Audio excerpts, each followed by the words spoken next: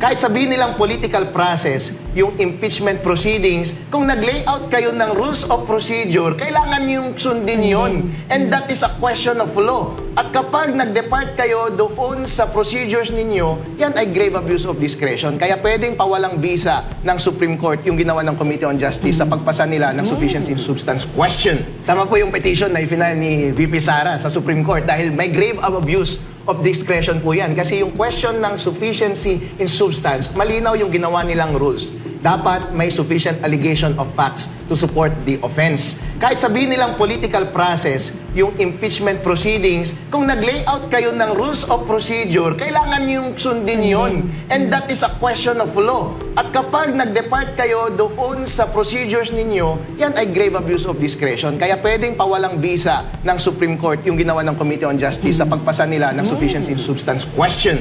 They're making such a big deal about the fact na hindi daw nag-TRO ang Supreme Court. Hindi nag-TRO ang Supreme Court sa proceedings sa ngayon. Remember? Doon naman yung first impeachment proceedings against VP Sara ay hindi naman sila nag-issue din ng TRO. Hindi ibig sabihin na hindi ito didesisyonan ng Supreme Court dahil napaka-importante po sa ating bansa itong issue ng impeachment ni VP Sara. Hindi lang po dahil sasabihin nyo, kasi si Atty. Guanzon, kampi yan kay VP Sara. Hindi po. Abogado po ako at guro po ako ng batas noon sa UP. Ang sinasabi lang po natin, due process. At wag naman po masyadong OA dyan sa House of Reps. Lahat na lang po ng gagalaw dyan, parang may pinapasikatan kayo.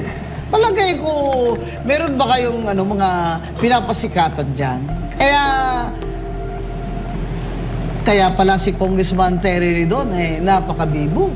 Ha? Talagang isasabihin na niya yung salin na yan. Ha?